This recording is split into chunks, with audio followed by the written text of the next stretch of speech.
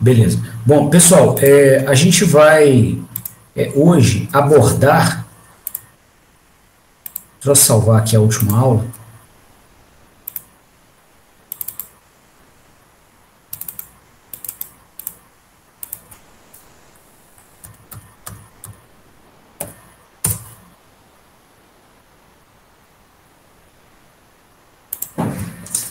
Bom, a gente hoje vai abordar os dados de placas de máquinas elétricas.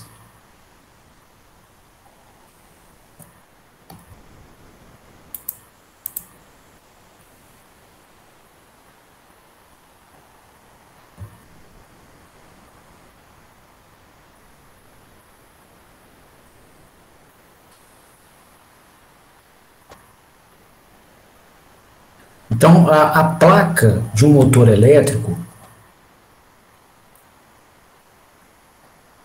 é a nossa apresentação ao equipamento. Então, se você quiser saber uma série de informações relevantes sobre uma máquina elétrica que você tenha contato, você vai olhar para a placa dela, tá? É uma plaquinha mesmo, eu vou mostrar aqui no Google.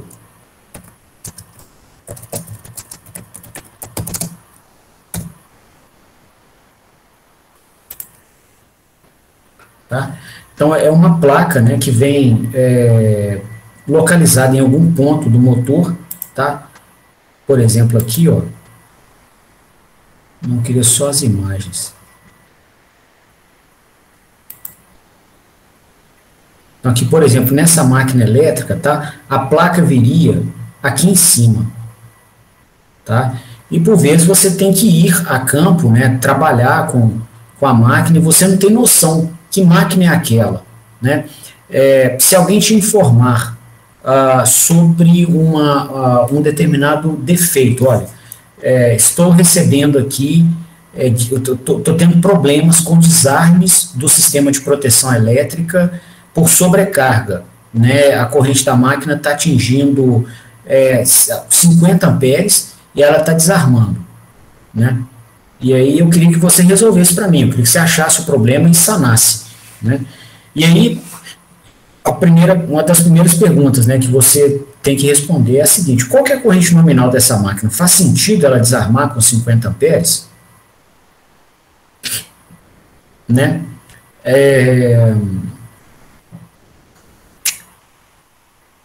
Qual que é o torque que ela recebeu no eixo? Qual que seria o seu torque nominal?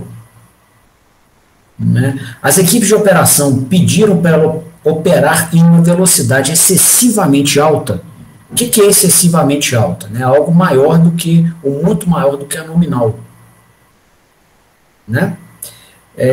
Ou então, você recebeu uma solicitação de manutenção dizendo que a corrente partida da máquina está muito alta. Mas o que é alta? Qual que é o valor esperado para a corrente partida? Às vezes não é a corrente que está alta, é que o relé de proteção foi parametrizado com um tempo, né, para desarme muito curto. Ele não está acomodando o tempo que a máquina normalmente gastaria para partir. Tá? Então, para responder essas perguntas e várias outras, tá? Se você quiser também simular uma máquina elétrica com aquele programa que a gente desenvolveu na teoria de máquinas, né? Eu só queria fazer um estudo aqui para testar qual que é a corrente que seria atingida com uma determinada quantidade em toneladas de uma peça içada. Tá? Ou eu gostaria de ver qual é o fator de potência dessa máquina para ver se ela é a responsável por multas por baixo fator de potência da instalação. Eu queria saber quantas máquinas eu posso partir simultaneamente para poder evitar desarme por sobrecorrente e um barramento, ou por sobrecarga.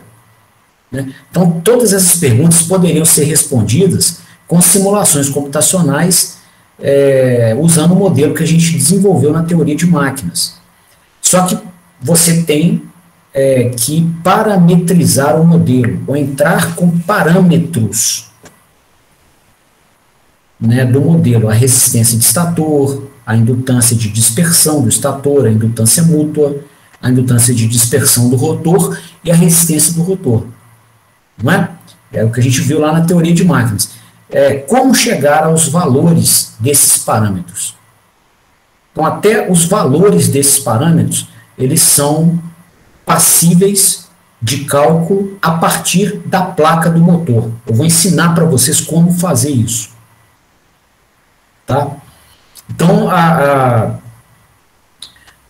placa, né, tem toda essa relevância que eu expliquei, né, e você vai ter algumas diferenças pontuais na estrutura da placa, né, no formatinho da placa, assim, né, na forma como as informações são dispostas, na fonte das letras usadas, tá, na posição que a placa se encontra no motor, mas em linhas muito gerais, quase sempre, elas trazem as mesmas informações físicas do motor. Ok? Então, eu vou pegar aqui uma placa como exemplo para ensinar para vocês, e o que a gente aprender para essa placa, tipicamente vai valer, se bobear, para todos os outros motores que você vê na sua vida. Ok? Então, pessoal, aqui, né, tem a alocação da placa na máquina, tá? A gente tem que achar essa alocação no corpo da máquina. Máquinas muito antigas, por vezes, apresentam ferrugem, né, ou corrosão de alguns desses números, tá? E aí você consegue ler alguns deles, mas não consegue ler outros. Aí você tem que buscar catálogos ou documentação técnica da empresa. Muitas delas têm a placa completa, às vezes é só limpar com um pano, você vai conseguir ler os dados, né? E aqui tem aqui tem a fotografia dela na máquina, aqui tem a ilustração de uma outra placa, tá? Com caracteres maiores. Então eu vou fazer por aqui a explicação do conteúdo, é a mesma coisa que vai estar aqui do lado, tá? Então, você vai encontrar na placa, tipicamente, o fabricante, igual aqui do exemplo, né, o fabricante é a WEG, e fabricantes de máquinas elétricas têm diferentes famílias, né, que vão ser dedicadas a diferentes aplicações e vão ter também diferentes custos de aquisição. Tá? Então, igual a WEG, tem os motores standard, tá, são os motores padrão, né, que são os mais baratos. Tem a família alto rendimento ou alto rendimento plus, são duas famílias, onde eles entregam máquinas com maior eficiência, tá? Eles reduzem as perdas na máquina e oferecem máquinas com maior eficiência. Tem famílias dedicadas à mineração, onde eles têm uma vedação toda especial para pó de minério, chamada família W Mining, mining de mineração. Tá? Tem famílias que são que tem motores projetados, né, para evitar faíscas em ambientes explosivos, como refinarias de petróleo. Tá? Então tem uma série de famílias, e a família vem apresentada aqui, ó, no caso da máquina que a gente vai usar como exemplo, a família chama Alto Rendimento Plus. Aqui do lado se fala, né, esse símbolo aqui é o símbolo de corrente alternada, ou tensão alternada, igual a gente vê em eletrônica de potência, e 3, né?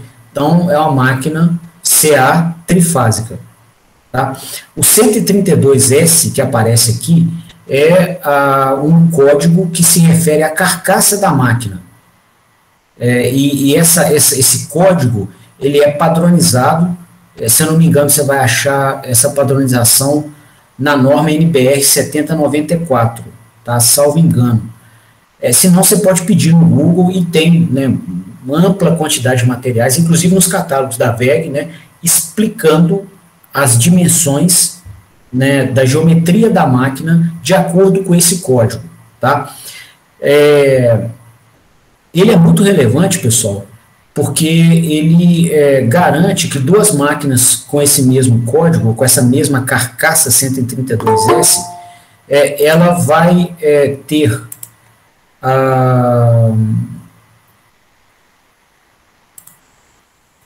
ela vai ter uma distância entre os pés padronizada, tá? A altura da ponta de eixo aos pés é padronizada, o diâmetro aqui da flange é padronizado, né?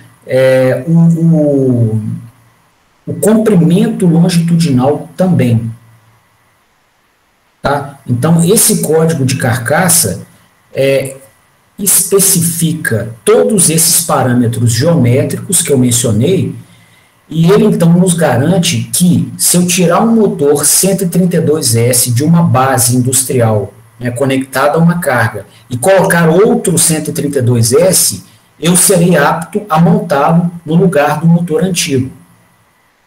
Tá? Assim, teremos dificuldades, tem que alinhar e tudo mais, porém, a gente vai ter problemas sérios, né? Imagina a ponta de eixo da carga ficar maior do que a ponta de eixo do motor, ou menor, né? Você não conseguir fixar o motor na base fazendo furação, porque a posição aqui do furo dos pés não coincide com a posição que está na base de concreto que espera o motor, tá? Então, todo esse tipo de problema ele é evitado, né, se você faz a reposição de motores que tenham a mesma carcaça, tá? Aqui já são dados mais particulares do fabricante, a data de fabricação, um código qualquer interno aqui, eu não sei interpretar que código que é esse, também é irrelevante para nós, não vai fazer menor falta, tá? Aqui, ó, ele especifica o tipo de máquina de indução, a máquina em gaiola, tem também as máquinas de indução com rotor bobinado, aqui a frequência, né, a frequência nominal, aí começam a vir parâmetros técnicos, todos eles parâmetros nominais, tá? Então aqui é a frequência nominal de operação, a máquina pode operar em outras frequências, tá? Mas a frequência nominal e os dados nominais, que são os dados de placa, os parâmetros nominais que aparecem aqui, são parâmetros que especificam uma condição de operação onde a máquina opera com máxima eficiência, máximo fator de potência e que o fabricante garante que ela não vai queimar antes do final da sua vida útil. Tá? Então, os parâmetros nominais garantem, né, que a gente tenha esses atributos, né, de desempenho para a máquina. Tá? Aí você pode falar assim, poxa, mas como que eu vou garantir que ela opere segundo os dados nominais de placa? Né? Bom, a máquina é um sistema, né, um sistema físico, então ela tem entradas e saídas. Tá? Se você tem controle sobre as entradas, você impõe as entradas. Então, se você alimentar essa máquina nas suas entradas elétrica e mecânica com parâmetros nominais, ela vai operar, né, com seus sinais de saída nominais. Quais são os parâmetros de entrada da máquina? Né? A tensão de alimentação em amplitude e frequência nominais, e o torque da carga no eixo igual ao torque nominal da máquina. Então, essas são as entradas, as tensões que você vai aplicar aqui na alimentação da máquina na caixa e o torque da carga mecânica.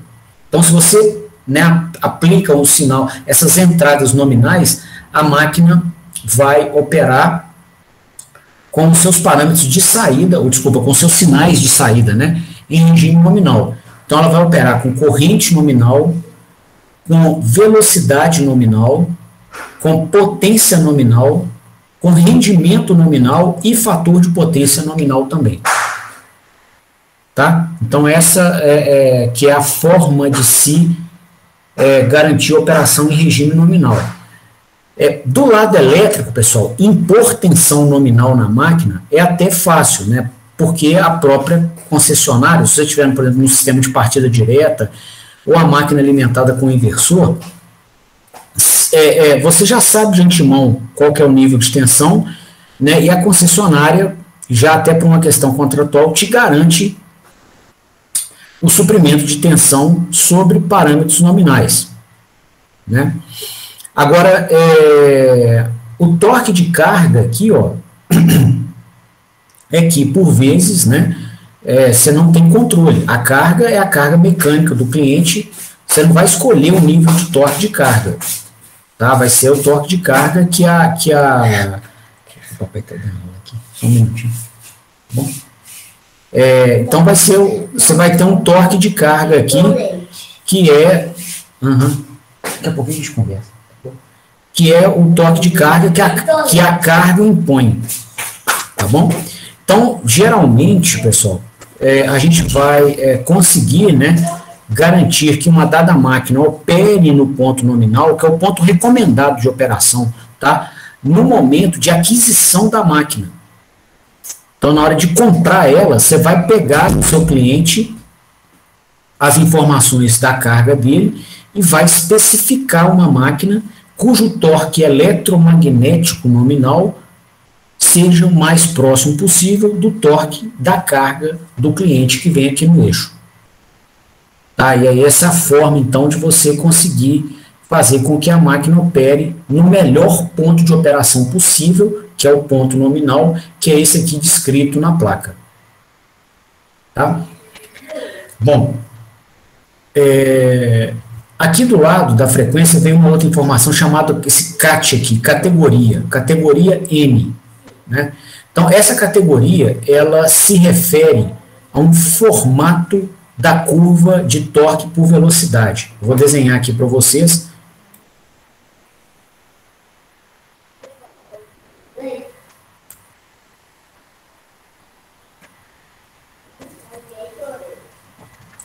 Então, os fabricantes, né, eles disponibilizam máquinas com 3 categorias diferentes. Tá? E essas categorias diferentes nos dão o formato da curva torque por velocidade angular. As categorias que a gente vai encontrar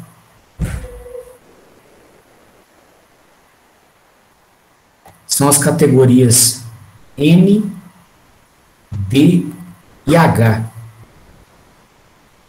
E esses nomes, né, eles não têm nenhum sentido físico direto, né, não são abreviação de nada, tá? Porém, as curvas de torque por velocidade de máquinas em cada uma dessas categorias tem mais ou menos o formato dessas letras, um pedaço delas, tá? Então, a máquina de categoria D, ela tem essa curva de torque aqui, ó, tá? Então, qual que é a vantagem dela? Ela tem o torque de partida, né, o torque a velocidades baixas, muito altas. Tá? A máquina de categoria N, ela tem um torque de partida um pouco mais baixo, tá? Mas tem, aqui na região de operação,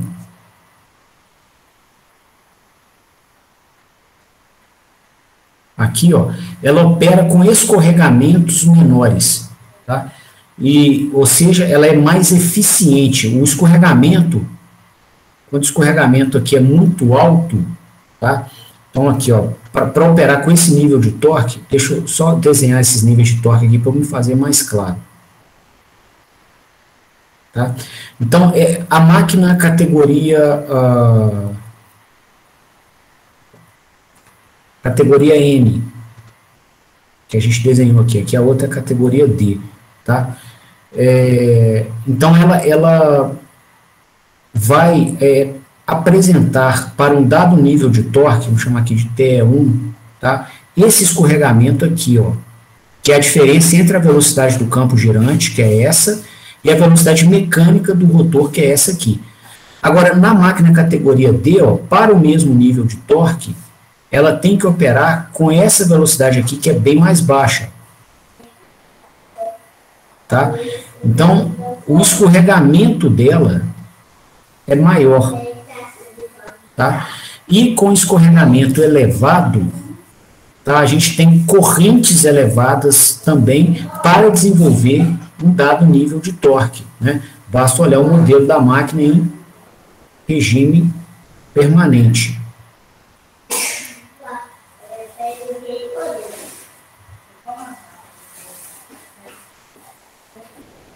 Então, a informação do escorregamento da máquina, ela vem aqui, né, no termo associado à conversão de energia. Se o escorregamento é alto, essa impedância que domina o ramo do rotor, ela fica baixa. Aí a corrente de rotor fica alta, né? Você está com uma impedância baixinha aqui.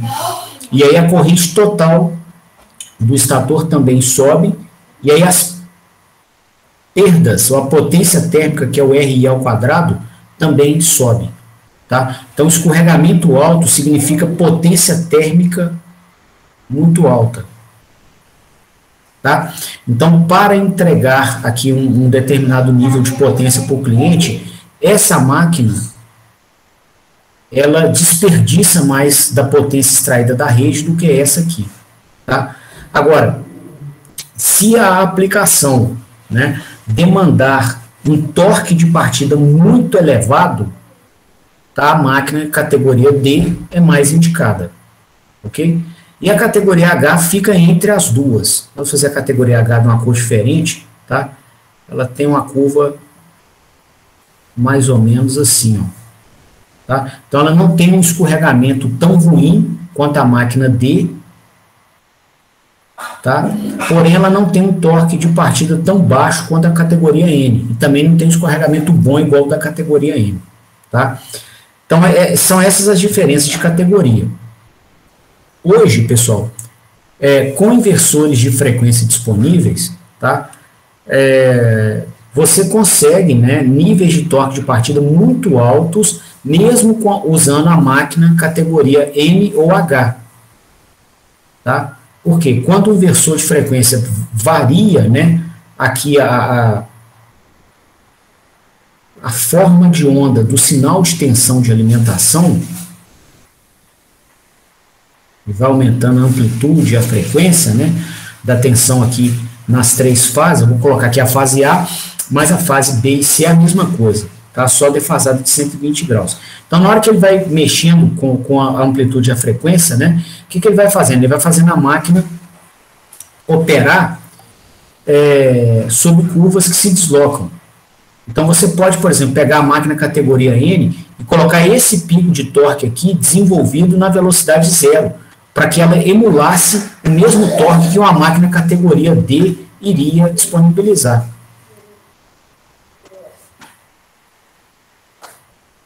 Tá? E aí, a partir do momento que o motor vai partindo, você vai mexendo, né, na frequência, mudando esse ponto aqui, né, quando você mexe na frequência, está mudando esse, um ponto de destaque, esse aqui, que é o ponto de velocidade síncrona, que é o torque zero, e você consegue emular, por exemplo, ó, os torques que uma máquina categoria D iria oferecer, mesmo embora ela seja uma categoria N. Opa, fala, Gustavo. Ô, Léo, sobre o uso do inversor de frequência, quando na plaquinha lá a gente tem, né, a frequência nominal dele, igual nessa que estava mostrando, estava lá 60 Hz. Aí o inversor ele joga com essa frequência, né? Como que com a frequência de alimentação, no caso. E aí, assim, eu tenho uma dificuldade assim, um pouco ainda de entender por que ele consegue operar em uma frequência que não é a nominal e ainda assim manter a vida útil da máquina. Porque é o seguinte, Gustavo, o que compromete a vida útil da máquina, tá? São outros fatores. Então, o inversor ele vai mudar a frequência de alimentação da componente fundamental da tensão, né? Aí a gente vai ser apto a variar, né, a velocidade e a amplitude dos campos girantes. E aí, né, conseguir ter controle de torque e de velocidade simultaneamente. A vida útil da máquina, tá, se você olhar em teses de doutorado, tá, mestrado, que mostram o que leva uma máquina a estragar e ter a sua vida útil comprometida, né? E você vai ver que a vida útil dela é comprometida, né? Ou ela estraga, até falar antes da vida útil, ela estraga principalmente 40% dos casos por problemas no rolamento. E em 38% dos casos ela estraga por problemas na bobina do estator. Tá? Então, basicamente, 80% das falhas estão entre rolamento e a bobina do estator. E sendo que as duas causas têm mais ou menos o mesmo peso. Tá? Então, no caso de rolamentos, Gustavo, você tem, se você pegar um motor standard da WEG, tá, e não colocar nenhum sobrepeso nele, né, operar nas condições nominais do rolamento e não ter nenhuma excentricidade mecânica, tá, desalinhamento, desbalanceamento, porque isso vai promover esforços no rolamento em direções que ele não foi projetado para receber, né? Então, você vai ver que a WEG recomenda, cara, que você olhe para o rolamento depois de 25 mil horas de operação. Tá? E não tem influência com a frequência do sinal de tensão que o inversor impõe aqui. Ó. Tá? Já a bobina do estator, que é a segunda maior causa de falhas na máquina, ela estraga por aqueles problemas que a gente mostrou no curso de integração.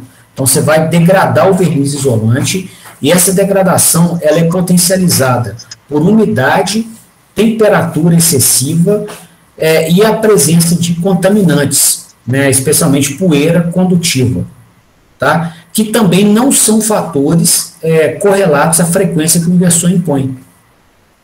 Entendeu? Então, o que faz estragar, os fatores que levam a estragar, eles não têm correlação com a frequência. Não tem problema ter frequências diferentes não, da nominal.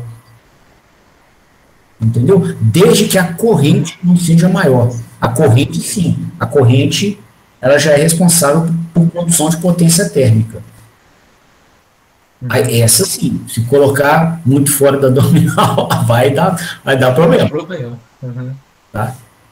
Ah, beleza. E aproveitando já aí a interrupção, essa diferença que dá das curvas aí nas categorias, isso é uma mudança assim, na forma construtiva, por exemplo, sei lá, no tipo de rolamento que é utilizado, assim, aonde que está essa diferença para ficar uma curva diferente? Na forma construtiva, tá? Você vai mexer nos parâmetros. Por exemplo, a máquina categoria D, eles colocam uma resistência do rotor mais alta. Entendi. Tá? As outras, cara, a categoria H vai ser um pouquinho mais alta do que a D e a categoria N vai ser a resistência de rotor mais baixa de todas. Tá? Esse torque de partida, ele é muito função aqui das indutâncias de dispersão do estator e rotor. Tá? Então, a máquina categoria H, né, para ela ter um torque de partida mais alta, eles projetam a máquina com indutâncias de dispersão mais baixas. Tá? E aí, Gustavo, a indutância de dispersão mais baixa ela é alcançada como? Né? A indutância de dispersão ela modela o fluxo de dispersão. Então, você tem o estator da máquina aqui, e você tem o rotor aqui nesse trecho deles, né? E você tem o entreferro, você tem os condutores, né, que vão criar campo magnético. Então, se você quer reduzir uma indutância de dispersão, a indutância mede o fluxo que você vai sintetizar pelo sistema a cada 1 ampere que circula nele. Ou qual que é o ímã que você cria para cada 1 ampere de força que circula na sua fonte de força magnetomotriz. Então, se você, por exemplo, quer aumentar o torque de partida, a gente vai até mostrar aqui nos modelos, eu acho que a sua turma não chegou a ver o modelo da máquina em regime permanente, então eu vou até tirar um módulo para poder explicar esse modelo em regime permanente aqui. E a gente vai mostrar lá o seguinte, quando você reduz essas indutâncias de dispersão, você aumenta o torque de partida, que é esse ponto aqui, né, com o nível de torque que a máquina desenvolve a velocidade zero. Tá? E aí, reduzir essa indutância de dispersão, significa o quê? Você vai reduzir o total de linhas de campo criadas no estator e que não vão no rotor. O fluxo de dispersão tem esse conceito. Tá? As outras linhas de campo configuram o fluxo mútuo, tá? Que está aqui modelada na indutância mútua da máquina. Tá? Então, se você quer reduzir esse fluxo, aqui, ó, o que você vai fazer então? Né? Você não vai convidar as linhas de campo a circular aqui no dente da ranhura. Então, você vai fazer o seguinte, ó, você vai pegar a ranhura e vai... Qual que é a forma que você tem da teoria de circuitos magnéticos para fazer com que um fluxo seja reduzido em um caminho do espaço? Você tem que aumentar a relutância. E qual que é o parâmetro que mais interfere na relutância aqui? O tamanho do caminho que as linhas têm que percorrer no ar. Então, uma máquina dessa aqui, que vai ter um fluxo de dispersão menor, né, ela vai ser projetada aumentando o tamanho da ranhura. Ao invés de ser esse tamanho aqui, por exemplo, menorzinho, que seria a região do espaço que o fluxo de dispersão circularia, a gente vai ter uma ranhura gigante aqui, para que as linhas de campo, então, enxerguem, né, uma relutância menor para chegar no rotor, ou seja, para configurar um fluxo mútuo, ao invés de configurar um fluxo de dispersão. Entendeu? Então, é com esse tipo de parâmetro de projeto que você vai encaixando aqui essas características correlatas à categoria da máquina.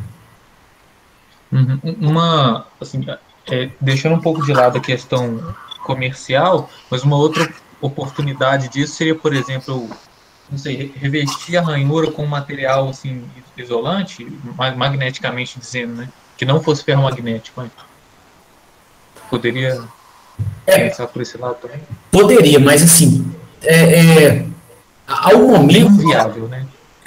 A coisa mais isolante magneticamente que você tem é o ar. Entendeu? Só me aumentar mesmo. Então... Tá certo. Entendeu? Entendi. Não, beleza. É só para ver se eu estava com o pensamento certo. Não, é por aí mesmo. Tá? Exatamente isso aí. Beleza. Valeu. Valeu. Então, moçada, hoje, né, igual eu estava comentando, com os inversores de frequência, a gente pode fazer uma máquina de uma categoria emular o comportamento da outra, tá? E dentro disso aí, né, uma coisa que já é bem notória, né, não vale a pena comprar a máquina categoria D. Ela trabalha com escorregamento muito alto, igual a gente mostrou, e você vai ter uma eficiência baixa do sistema. Tá? Então, para alimentar uma carga mecânica com a potência que a carga exige, você vai ter que tirar muito mais potência do sistema elétrico. E a diferença entre o que você tirou do sistema elétrico e o que foi para o sistema mecânico é o que virou potência térmica.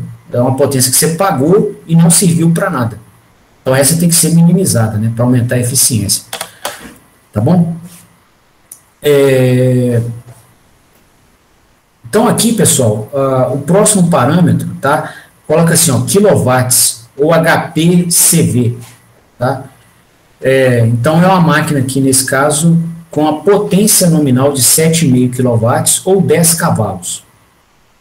Tá? Então, aqui traz a informação da potência nominal da máquina. Tá?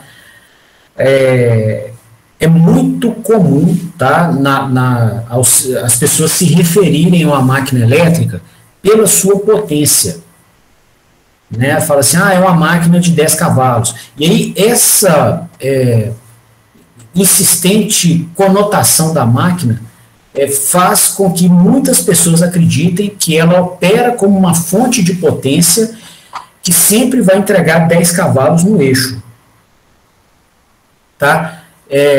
Falo para vocês assim, porque eu recebi essa indagação muitas vezes nessas disciplinas de máquinas. Né?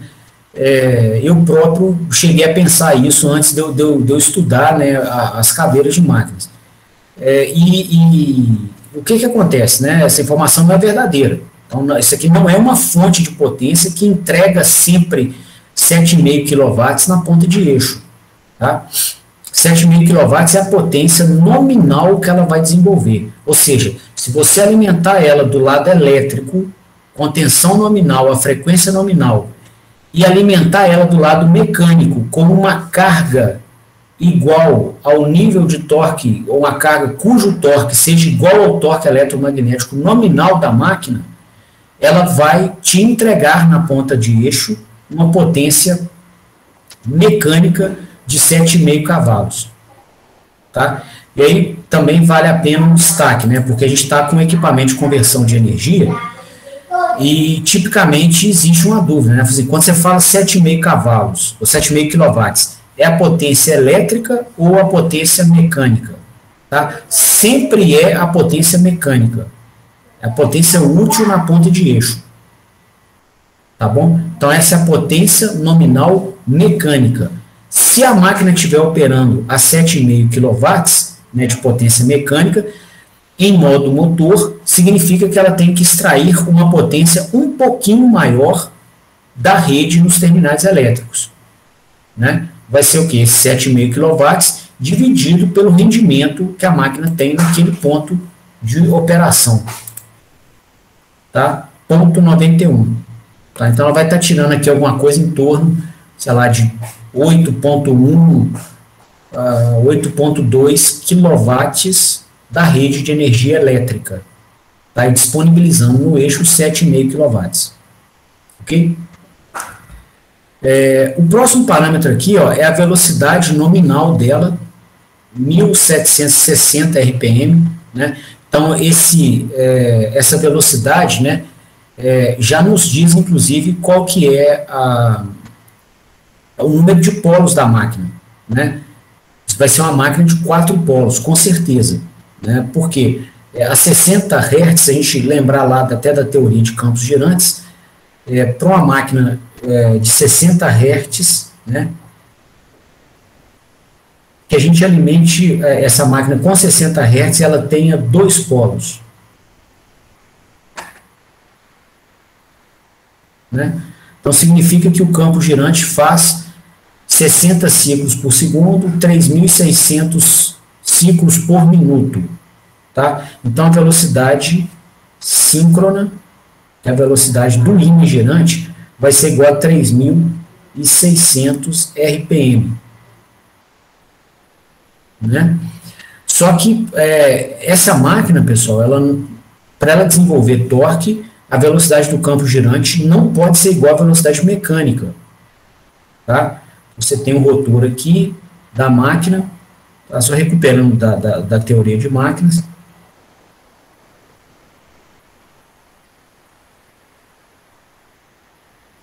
Aqui é a ponta de eixo. Né? E aqui por fora a gente tem o estator da máquina.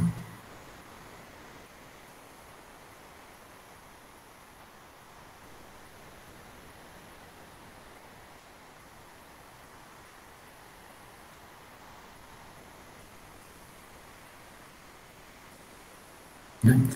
E aí a gente vai ter, né, o campo girante, né, aqui o polo norte e polo sul.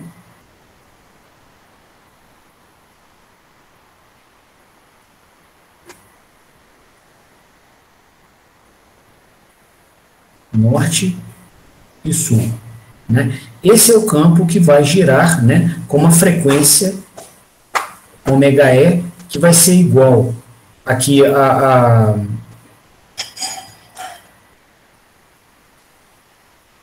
frequência de alimentação elétrica dividido pelo número de pares de polos. Né?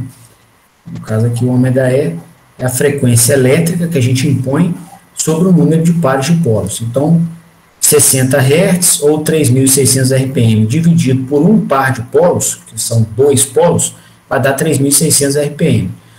Só que para essa máquina desenvolver torque, você tem que ter uma velocidade mecânica diferente da velocidade do campo girante. Ou seja, uma máquina assíncrona.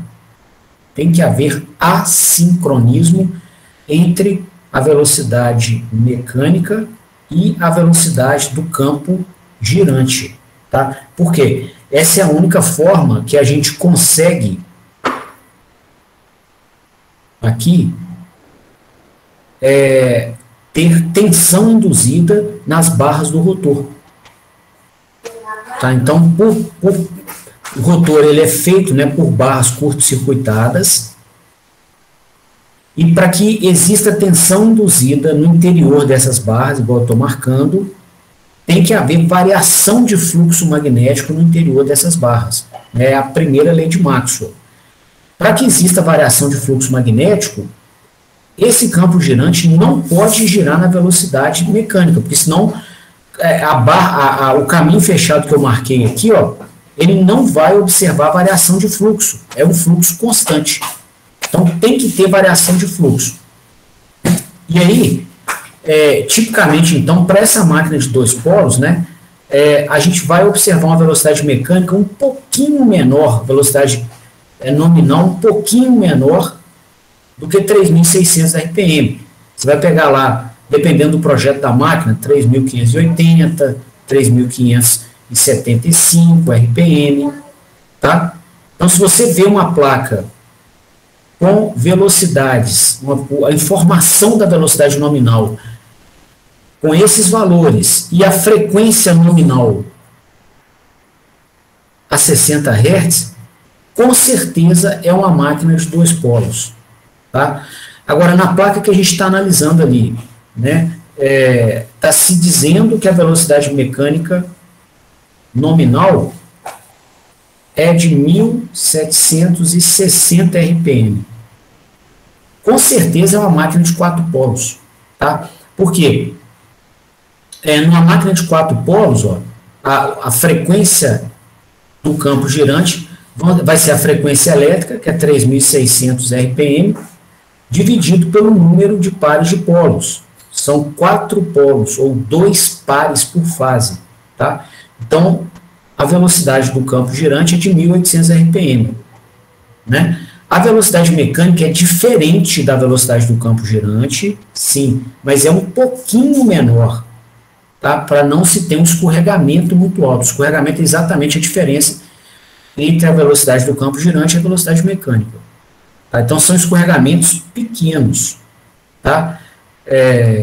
Tipicamente, se você olhar na curva de torque por velocidade de uma máquina, tá? Ela vai operar aqui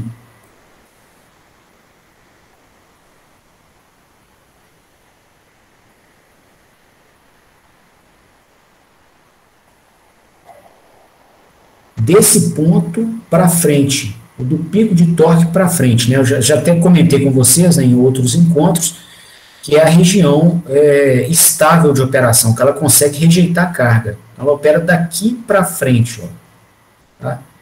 Em modo motor.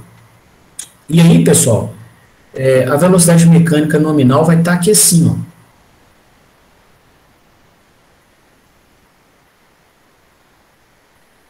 Vai ser essa velocidade aqui, ó, onde ela vai desenvolver o torque eletromagnético nominal. Tá? E por que essa velocidade é próxima da velocidade síncrona? Tá? Os 1.800 RPM estão aqui, ó, que é a velocidade onde a máquina não desenvolve torque. Foi o que eu expliquei aqui em cima. Você não tem variação de fluxo nas espiras do rotor, não tem tensão induzida no rotor, não tem corrente no rotor, consequentemente não tem um ímã do rotor, por segunda lei de Maxwell. Então você não tem o segundo ímã da máquina, não tem torque. Tá? E aí, pessoal, o que acontece então? Dentro dessa explicação, né, essa velocidade mecânica vai ser um pouquinho menor, ó. Porque, tipicamente, até esse ponto de máximo torque aqui, ó, ele vai representar um escorregamento de 5% a 7%.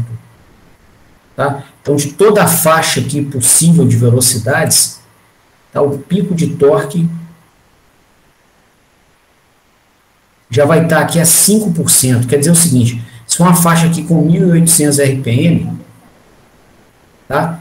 Você vai estar aqui a 1.800 menos 5%, 90%. Então, você vai estar 1710 RPM. Então, todo o ponto de operação da máquina tipicamente vai estar entre 1710 e 1800, inclusive o ponto nominal, que é o de 1760 RPM. Tá? Então, ao se olhar a velocidade mecânica nominal, a gente já tem aqui uma ideia do número de polos. Tá? Outra coisa, se você colocar, né, um taco gerador ou tiver um encoder e a máquina está alimentada, né, com tensão nominal, e você observar pela medição que a velocidade de operação está menor do que a nominal, tipo essa que eu estou marcando aqui em cinza, tá? Pode ter certeza que a máquina está operando em sobrecarga, com um torque eletromagnético aqui, chamado de torque 2, desenvolvido na velocidade 2. Tá? Você pode ter certeza que a carga imposta ao eixo está maior do que aquela que a máquina suporta. Tá? Então, daqui a pouquinho, ou ela queima, ou você vai ter algum desarme. Tá bom? Então, é outra informação. Você chegou na cara de um supervisório ou colocou um taco gerador lá. Leu uma velocidade de 1740 RPM, para essa máquina nossa, que é a velocidade nominal de 1760, pode saber que ela está em sobrecarga. Daqui a pouquinho, você vai receber notícias dessa máquina. Tá? Ou que o sistema de proteção desarmou, ou que ela queimou. Tá bom? Bom, a próxima informação que aparece, pessoal, é o fator de serviço 1.15. Tá?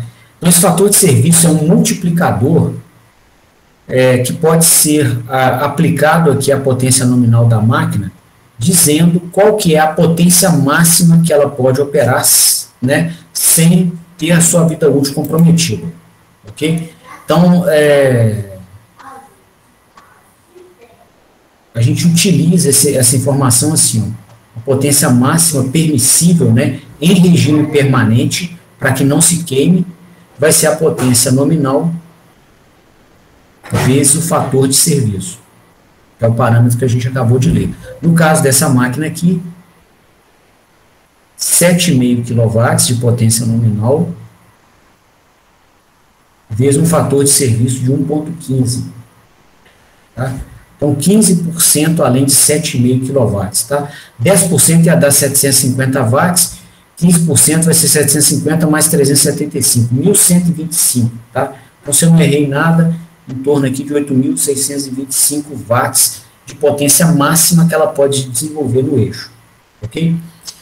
Bom, é um fator que causa estranheza. Já até vem pergunta. Opa, pode falar, Gustavo. Manda lá. Ô, Léo, só uma coisa que eu sempre fico na dúvida. Qual é a diferença desse fator de serviço para o fator de segurança na hora de operar a máquina? Tem diferença? Tem o fator de serviço, cara, é só esse multiplicador, tá? Que a gente aplica a potência nominal para encontrar uma potência máxima que a máquina pode operar, tá? Tipicamente, Gustavo, o fator de serviço é 1.0, tá? Então, a pessoa compra a máquina, estou comprando uma máquina de 7,5 kW nominal, né? E ela vai atender uma carga que me demanda no máximo 7,5 kW. Tá? Agora, tem algumas aplicações mais exóticas, tá? Onde você, por exemplo, você quer comprar, você tem restrições de espaço, você quer comprar uma máquina numa carcaça menor, né? Com a potência nominal também menor, tá? Mas você precisa de desenvolver mais potência. Aí você pede ao fabricante, né, e ele capricha um pouco mais na qualidade do verniz isolante que recobre a bobina de cobre, para que você consiga um fator de serviço mais alto, ou uma potência mais alta. Tá? Ou então, se você não tiver restrições de espaço, né, ele coloca uma carcaça um pouquinho maior, com mais área de contato com o ambiente, mais vazão de ar do sistema de ventilação, né, que vem aqui pela tampa traseira, e aí você consegue operar a máquina com uma potência maior do que a potência nominal. Então o projeto dela é todo com uma máquina de 7,5 kW. Aí no final você põe uma carcaça um pouquinho maior para melhorar o sistema de resfriação, de resfriamento. Aí você consegue operá-la com uma potência um pouquinho maior, tá? Sem queimá-la, porque você tem mais suporte da refrigeração para poder tirar o excedente de potência, né, que foi imposto ao eixo. Tá? Então, são cenários que podem levar vantagem, né, se valer aqui de um fator de serviço mais alto. Só que é exótico, assim, o mais comum é ter um fator de serviço de 1.0. Tá? Eu lembro que no último estágio que eu fiz, a gente mexeu um pouco com algumas propostas, aí não era de máquina, não. Era de, se não me engano, era de acoplamento, de acoplamento mecânico. E aí o pessoal pedia, era cliente assim, tipo minerativa, né, para correio transportador, e eles pediam um fator de serviço bem alto, assim, tipo 1.7, 2. É por isso que eu fiquei meio confuso, assim. Mas é mais história dessa... Pode falar. Gustavo, talvez sejam, cara, coisas distintas. Ali o cara, não sei, eu precisaria ver a proposta, mas me sugere que seja um fator de segurança, igual você falou há pouco, né? Que aí o cara faz o seguinte, pelo modelo matemático aqui, envolvendo o minério envolvido, toda a massa dele, a geometria, a velocidade que eu quero que ele se desloque, eu precisaria de um acionamento de 150 kW. Mas aí o próprio cliente vira e fala assim, não, eu quero comprar sobredimensionado. E aí você vai colocar um fator de segurança de 1.7, entendeu? Então, me sugere que seja isso, que é um pouquinho diferente aqui da interpretação física desse parâmetro, desse dado de placa, que é o fator de serviço. Entendeu? Entendi. Não, beleza, entendi. Valeu. Beleza, valeu. Moçada, então aqui o próximo parâmetro é a classe de isolação, tá? Então a classe de isolação, né, aqui está falando B, né? Aí aqui até falaria a elevação de temperatura, o ΔT, em relação ao ambiente em Kelvin. Por vezes eles deixam em branco. Mas a norma, ele até fala que a norma que ele está se baseando, que é a NBR 7094, ela te fala qual que é a elevação de temperatura, além do ambiente, que o verniz isolante da máquina suporta para garantir uma vida útil de 2.000 horas. Tá? Então, a classe de isolação, ela traz essa informação. Tá? Então, tem letras que caracterizam a classe.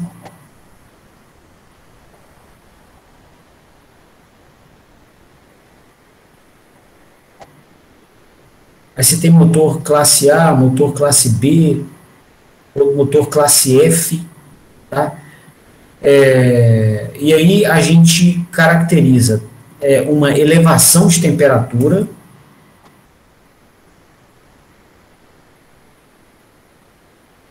permissível, e a temperatura máxima que o verniz isolante pode chegar, tá? E aí, por exemplo, se numa determinada classe de isolação, salvo engano aqui, classe B admite uma elevação de temperatura de 80 graus. O que é elevação? É o quanto a temperatura no ponto mais quente da máquina pode subir com relação ao ambiente. Tá? Então, tipicamente, nesses projetos, a gente considera o ambiente a 40 graus. Tá? Então, a temperatura máxima que o ponto mais quente da máquina pode chegar vai ser a temperatura ambiente mais a elevação de temperatura especificada pela classe de isolação. Tá?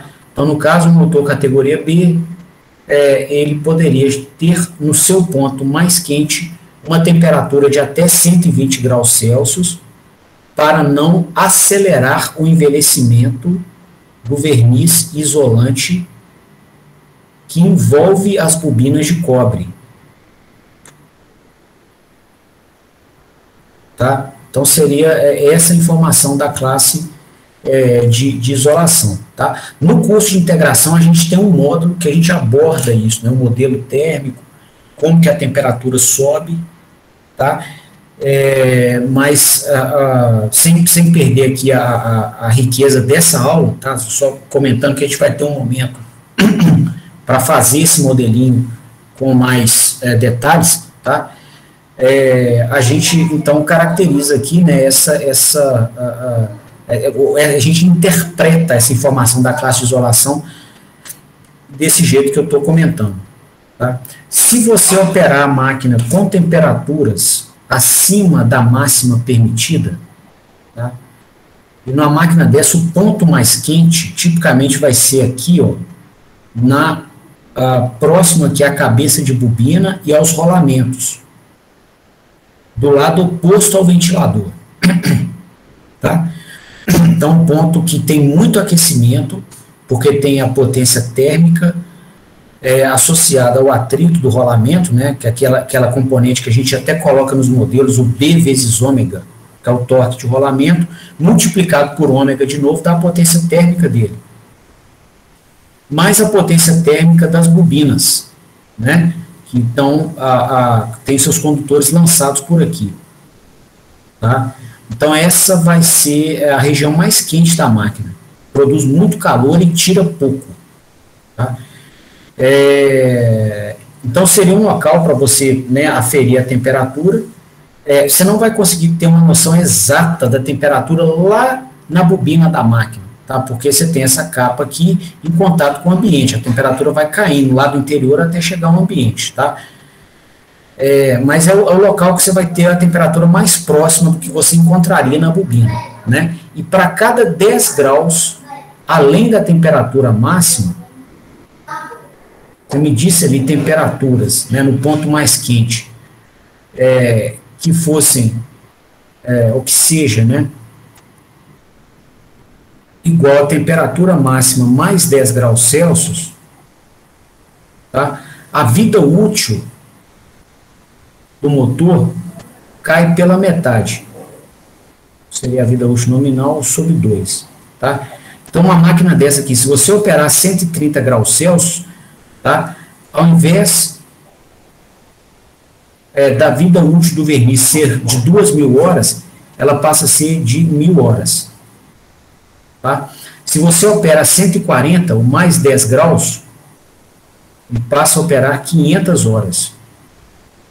Né, e assim por diante. A cada 10 graus de aumento, você cai a vida útil pela metade. Ok? Isso é modelado, inclusive, na química. Tem um modelo de envelhecimento de corpos, né, chamado Lei de Arrhenius, que te diz aqui matematicamente, mostra matematicamente a influência de alguns parâmetros, né, alguns parâmetros do material sobre a sua vida útil. Tá? Então, a gente interpreta a informação da classe de isolação dessa maneira. Tá?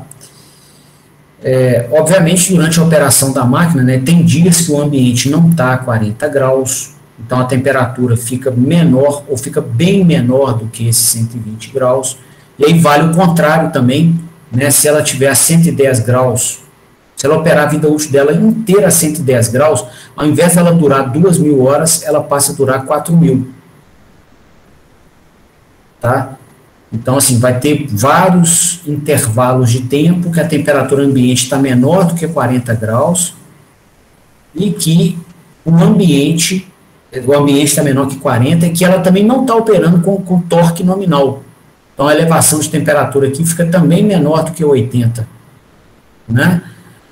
E aí, você vai, então, ter temperaturas na máquina menores do que aquela preconizada na classe de isolação. Né? E ela tem vidas úteis maiores do que 2.000, 4.000 horas. Tá? 2.000 horas, assim, é bastante, mas é um negócio que você pegar um dia com 24 horas, não dá nem 1.000 dias. Ok? Dá menos do que 1.000 dias. Então, uns 2 anos e, sei lá, e meio, 2 anos e 7 meses, seria a vida útil do verniz, ligando hoje e operando todo dia a 120 graus Celsius. Tá? Bom, a próxima informação aqui, pessoal, é IP sobre M, 7.8, né? Então, a relação entre a corrente partida e a corrente nominal. Ok? Então, a gente viu nos modelos de teoria de máquinas que a corrente na partida da máquina é muito alta. Você pegar aqui, né, a corrente é uma corrente CA, se a gente registrar aqui o valor da amplitude dela, né, durante a partida ela tem um valor muito alto, de repente ela despenca, né, e aí vai ter uma corrente aí proporcional à carga, tá? Digamos que essa aqui seja a velocidade nossa aqui, ó. A máquina partiu.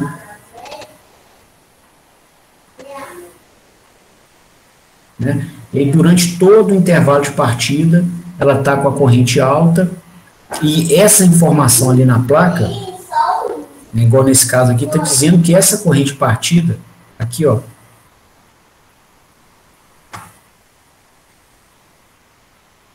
o IS de partida vai ser igual a 7,8 vezes o IS nominal. Tá? Essa informação é importante, porque, por vezes, a gente tem elementos de proteção do sistema elétrico ligados à máquina, né, que tem que saber quando a máquina está partindo ou quando é uma sobrecarga, para ele poder diferenciar, né, os tempos de atuação da proteção. Não é? Então, a proteção não pode inibir o motor de partir, tem que deixar partir. Mas aí você tem que informar o sistema de proteção o que é a corrente de partida da máquina. Tá? E essa informação também pode ser útil, né, para dimensionamento dos cabos e transformadores do sistema elétrico que vai alimentar aquela planta. A corrente de partida te diz o que aquele sistema tem que suportar de corrente durante aquele intervalo de tempo, e quais são as quedas de tensão devidas, né, àquela corrente, para que o projeto leve a elementos elétricos aptos a serem circulados por essa corrente. Tá?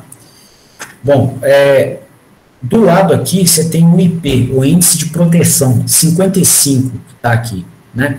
Então, esse índice de proteção, ele traz um código que é também normatizado, que te informa qual que é a proteção contra poeira, né, e particulados, e qual é a proteção contra jatos de água.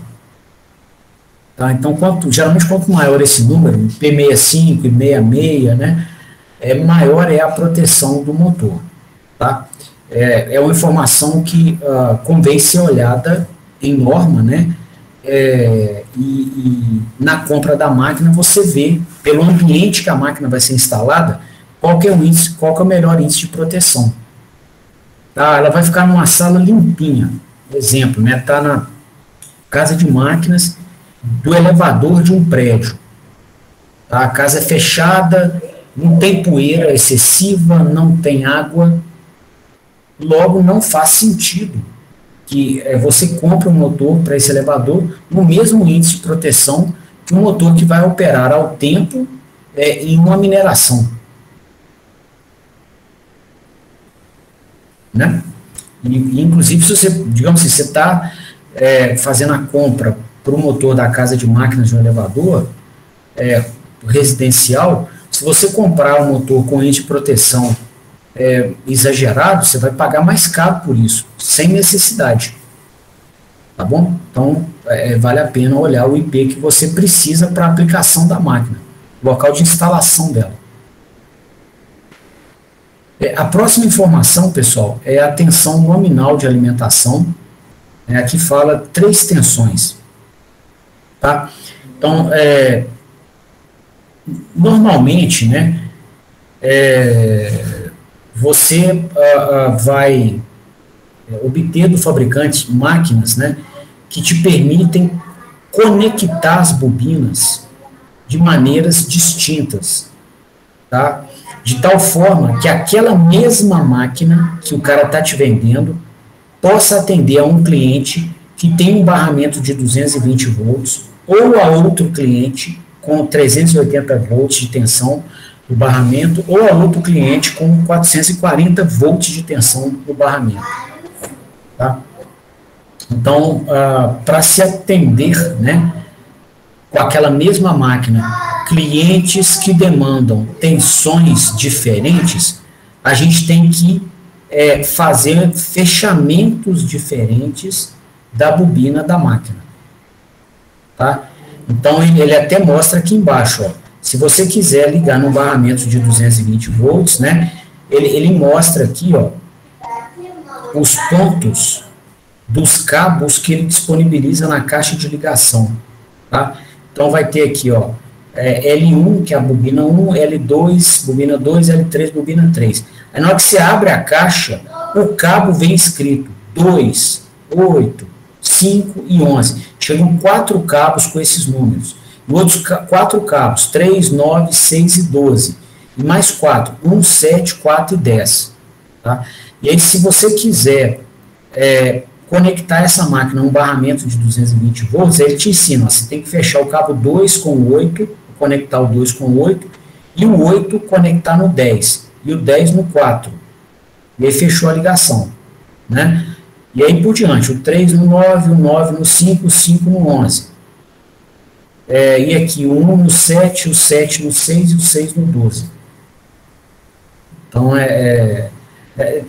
quando ele faz isso, na verdade, assim, ele tem as bobinas dentro da máquina e ele está mudando o arranjo delas, tá?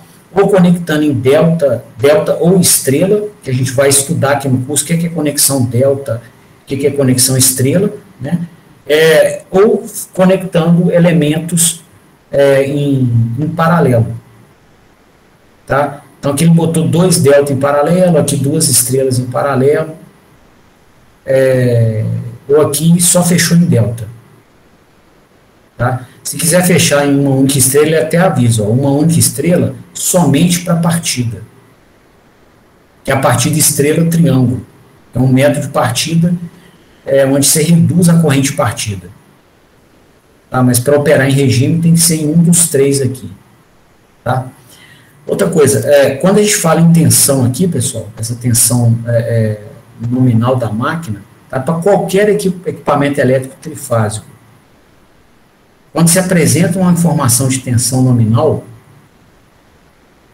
sempre o fabricante se refere à tensão fase-fase eficaz, tá? Que aqui, ó, você pega aqui um barramento trifásico igual a esse que eu desenhei, né? Então, você tem a tensão da fase A, B e C.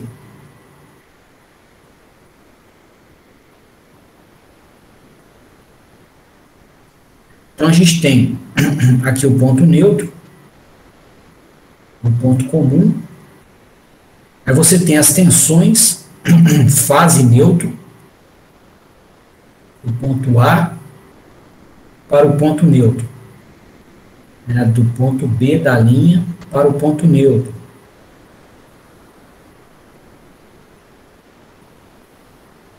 E do ponto C da linha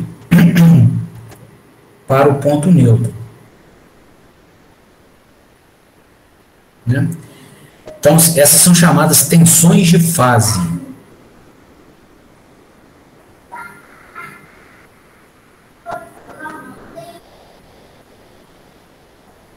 Tá? Agora, nem sempre a gente consegue acesso ao ponto neutro para fazer uma medição.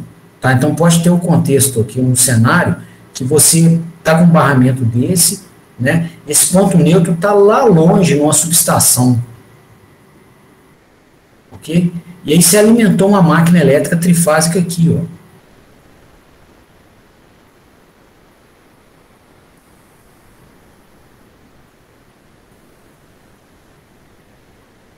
Ok? E aí você não tem acesso ao ponto neutro da máquina. Não dá para encostar um terminal do voltímetro para você medir tensão. Tá? Agora, se você sempre tem acesso ao barramento, então sempre você consegue medir as tensões de fase para fase.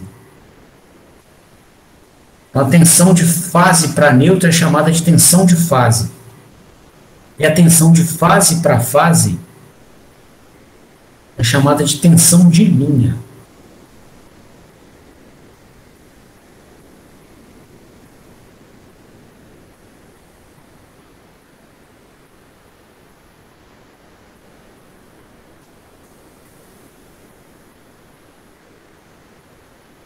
Ok? E aí, essa informação de placa sempre é a tensão de linha em valor eficaz. Tá? Então, quando fala ali 220 volts, caso você queira, né, fazer o fechamento para 220 volts, você está dizendo o seguinte, que a linha de alimentação tem que ter um VAB eficaz de 220 volts. Ou é igual, né, a um VBC eficaz, que é igual a um VCA eficaz. Tá? Essa é a informação que vem na placa.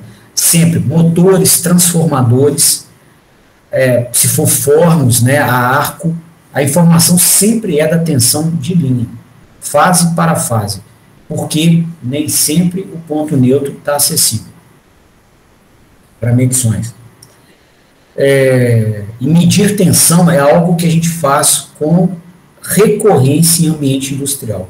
Eu acho que para um eletricista é o sinal que a pessoa mais vai medir, né? É de tensão.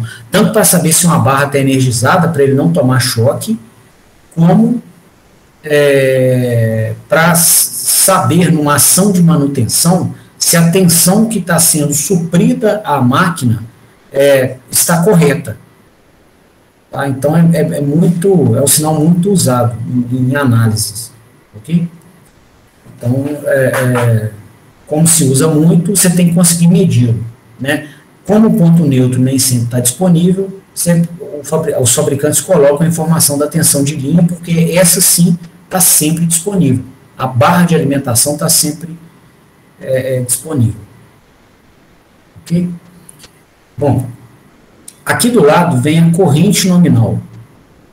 Tá? Então tem 3 correntes, né, 26.4, 15.3 e 13.2. Na verdade, cada corrente corresponde a um nível de tensão. Então, se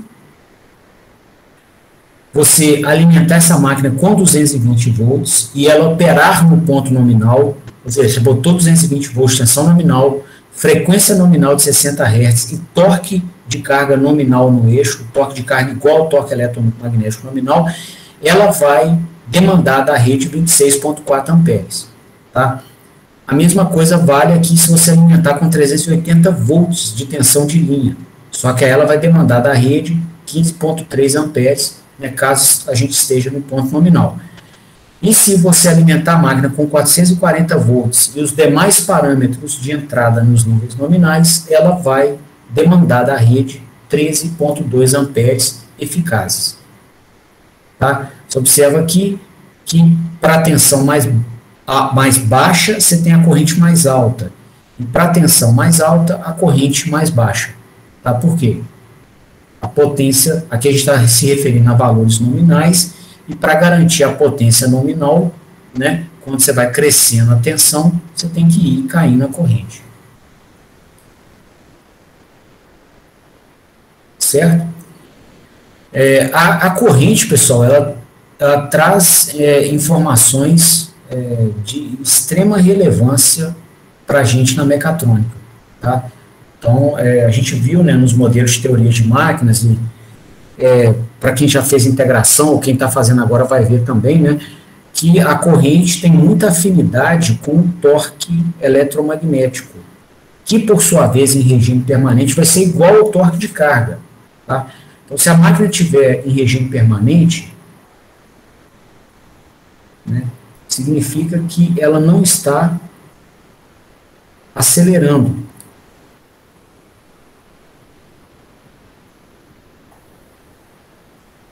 Tá? Então, você foi prestar, né, uma ação de manutenção ou analisar a condição de operação de uma máquina. E aí você está vendo, ela já está operando há um tempão naquele regime, com a mesma corrente, a mesma velocidade. Então, ela não está acelerando. Né? Se ela não está acelerando, o torque eletromagnético fica igual ao torque de carga. Né? E aí, nesse cenário, você observa o seguinte, a amplitude da corrente do estator, ela tem afinidade, segue uma boa proporcionalidade com o torque eletromagnético. Isso em qualquer cenário, tá? Só que quando o torque eletromagnético está igual ao torque de carga, o módulo da corrente vai também ter afinidade com o torque de carga. Ele passa a ser um espelho do torque de carga. Então, se você vê, né, você mediu corrente, que é uma medição super fácil de fazer, é a mais fácil e mais segura de todas, que é a corrente. Então, se você for lá, medir uma corrente e ela está maior do que a corrente nominal, pode saber que o torque de carga que colocaram no eixo está maior do que o torque nominal. Né? E aí, com certeza, a potência térmica, que tem afinidade com o quadrado da corrente, ela vai ter afinidade com o quadrado do torque de carga. Então, você vai ter muito mais potência térmica do que a nominal, se a corrente estiver maior do que a nominal. Tá? Então, medir corrente, ela está maior que a nominal, pode saber, o motor vai queimar rápido. Daqui a pouquinho vai ter notícia dele. Tá bom? É melhor prevenir e não deixar. Né? Geralmente tirando carga do eixo. Tá? Então, o outro parâmetro aqui, pessoal, vai ser o regime de trabalho. Tá? O buddy. S1. Então, esse regime, ele se refere à forma de onda do sinal de torque de carga. Tá? Então, essas formas de onda são normatizadas, tá? E, no caso, por exemplo, do regime S1, a norma preconiza um torque de carga constante. É isso aqui, ó. Essa máquina é projetada para operar com torque de carga, ela tem um desempenho térmico adequado, né, para um torque de carga constante. O regime S2, aí você vai ter cargas, por exemplo, naquele formato que a gente analisa até na teoria de máquinas. Né? Aliás, aqui isso. Tem um torque elevado, depois você tem regime, frenagem e para. Por um tempo parado, sobe de novo. Esse parâmetro aqui tem pouca relevância na especificação da máquina ou em ações de manutenção. Tá? O próximo parâmetro, a máxima temperatura ambiente, 40 graus, que está se falando, geralmente é 40 graus. Se você tiver uma máquina igual numa central termoelétrica, tá, que está num ambiente muito quente, potencialmente você vai pedir ao fabricante uma máquina, né, avisando a ele que a temperatura ambiente é mais alta, para ele ver, né, ou para ele te auxiliar, né, na oferta de uma máquina, talvez com a classe de isolação maior. Tá? Porque a temperatura que o verniz isolante vai alcançar vai ficar acima do que aquela que uma máquina standard, né, uma máquina padrão alcançaria. Tá? Mas são aplicações exóticas, locais muito quentes, né, que a máquina tem que ficar, aí você tem que avisar aqui a temperatura ambiente máxima. O outro parâmetro aqui é a altitude do ponto de operação. Convém avisar também porque a altitude interfere na quantidade de oxigênio do ar, né, na composição do ar atmosférico, e maiores altitudes vão levar a um ar mais rarefeito e a um empobrecimento na capacidade de refrigeração da máquina. Tá? Então, uma mesma máquina, né, que conseguiria retirar o calor nominal aqui produzido, né, um sistema de refrigeração de uma máquina que conseguiria tirar o calor que ela produz aqui ao nível do mar, talvez não consiga tirar em uma cidade como La Paz, na Bolívia. A altitude é muito alta. Né? Então tem que avisar o fabricante porque potencialmente possa aumentar o tamanho da carcaça para melhorar a qualidade, né, do sistema de refrigeração e garantir que a máquina vai conseguir operar no ponto nominal sem acelerar o seu envelhecimento, por temperaturas muito altas do verniz isolante. Depois vem aqui o rendimento, né, o rendimento de 91%, então, considerando aqui um equipamento que tem elementos rotativos, né, 91% de rendimento é um senhor rendimento. Tá? Um rendimento muito alto, e ele é alcançado, né, no ponto nominal. Ela não opera sempre com 91%, é só se ele estiver no ponto nominal. Aqui do lado, o fator de potência nominal, 0,82. Né? O fator de potência avalia, a gente vai ter um módulo aqui no curso que a gente vai mostrar isso, né? O fator de potência avalia se o que você paga para a concessionária realmente reflete aquilo que você está exigindo do gerador deles. Tá? Então, às vezes, a sua carga está demandando uma determinada quantidade de potência ativa, o medidor da concessionária só mede a energia correlata à potência ativa, só que a sua potência reativa, que é a parcela de potência que fica sendo trocada entre a rede e a máquina, ela tem uma amplitude tão elevada que ela promove perdas elevadas nos cabos da linha de transmissão e transformadores, né, do sistema de transmissão, e você tem que suprir essas perdas com o gerador da concessionária, sendo que você não vai pagar por essas perdas, porque o seu medidor não mede isso. Tá? Então, a concessionária multa. Né? Quando isso acontece, o fator de potência fica baixo e a concessionária aplica multas. Tá? Então, aqui está se informando qual que é o fator de potência nominal da máquina. Tá? Se você começa a fugir do ponto nominal, que são esses pontos aqui especificados na placa, você começa a ter fatores de potência mais baixos e eficiências mais baixas também. Tá? Essa é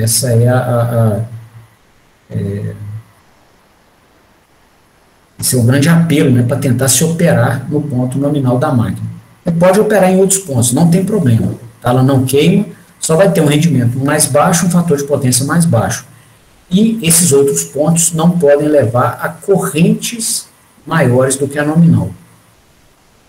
Tá? Porque vai queimar também. Se for correntes menores, não tem problema. Maiores vai queimar.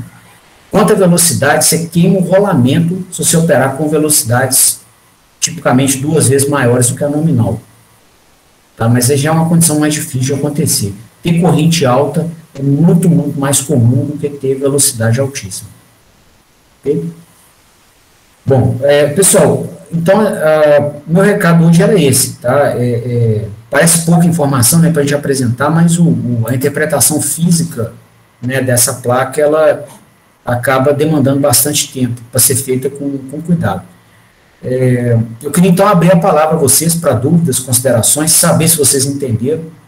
Eu estou disponível. Ô, Léo, só essa questão do fator de potência, que eu também sempre me confundo, mas por que ele não é um valor redondo, vamos dizer assim, tipo, por que não é 1? Ele fica sempre no 0,82? É por causa dessa eficiência da máquina ou não? Não, são parâmetros distintos. A eficiência, ela mede a relação entre a potência útil no eixo dividido pela potência elétrica que você paga. E o fator de potência ele mede, de certa forma, a relação entre a potência ativa que você demanda da concessionária e a potência aparente, né? Sendo que a potência aparente tem a potência ativa e a reativa. Então, por isso que fica menor do que 1, né, tipicamente. Então, para ficar maior, para ficar igual a 1, maior que 1 não tem como. Para ficar igual a 1, você precisaria de uma carga que não demanda potência reativa. Seria um resistor. Tá? Só que a máquina elétrica, ela sintetiza torque pela atração de ímãs. Esses ímãs têm que ser obtidos por indutores. E indutores são elementos que demandam potência reativa quando alimentados em CA. Então, não tem como ter potência reativa nula. Então, vai ter potência reativa e vai ter potência ativa demandada pela máquina. Logo, né, o fator de potência nunca vai ficar unitário em uma máquina elétrica. Daí a luta, né, é para melhorar as propriedades indutivas da máquina, né, para que a gente consiga potências reativas cada vez menores. E aí melhorar o fator de potência. Tá? Entendi. E aí, só para não ficar a curiosidade também na mente, nós vamos ter um módulo nessa disciplina que nós vamos tratar aqui do fator de potência com a modelagem matemática rica. Tá? Então, vamos pegar esse trem na unha, com todo o modelo matemático, os circuitos elétricos, a influência de componentes reativos, ativos, o que é a multa que é paga, por que é paga. Então, eu assim, te apresentei uma explicação agora sintética, ainda assim complicada, o entendimento dele não é fácil, mas vai ter um momento aqui no curso também que a gente vai fazer uma aula quase que toda dedicada ao entendimento desse fator. Aí nós vamos, né, fazer vai ter, digamos assim, que o entendimento vai ficar bem mais claro. Beleza. Então já deu para aguçar que a curiosidade já. Beleza, então. E dá multa, cara. Dá multa mesmo. Se o fator de potência abaixo dá multa e a multa é cara. Então, assim, vale a pena entender.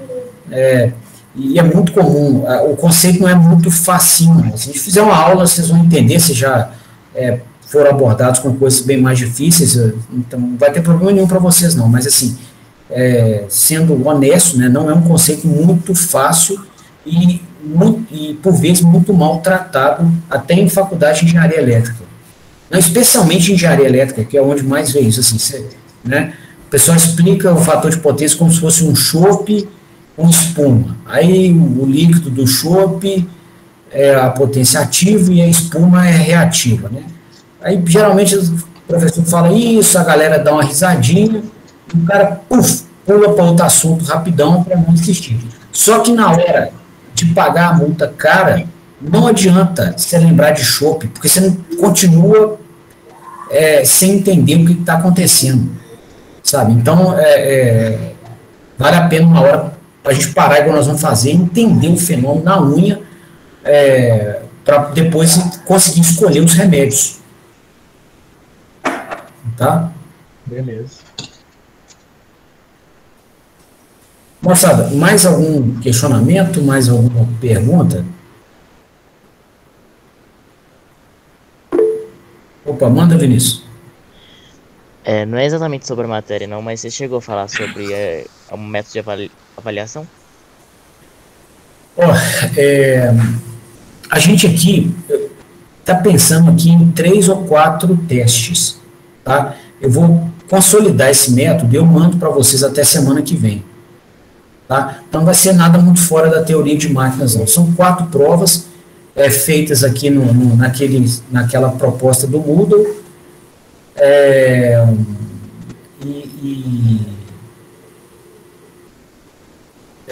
cobrindo, né, o material que a gente está abordando. Vai ter lista de exercício e vão ser avaliações teóricas.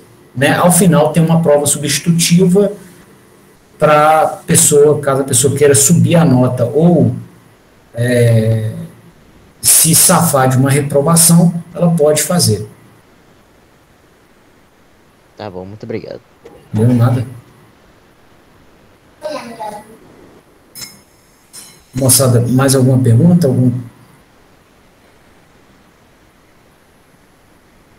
Tranquilo aqui, Léo. Então tá, moçada. Então, na ausência de mais perguntas, eu queria agradecer vocês a presença, desejar uma boa noite, um bom fim de semana. A aula vai para o Google, para o YouTube, se vocês quiserem assistir, vai estar disponível. E a gente se vê de novo, então, sexta-feira que vem, às 19 horas.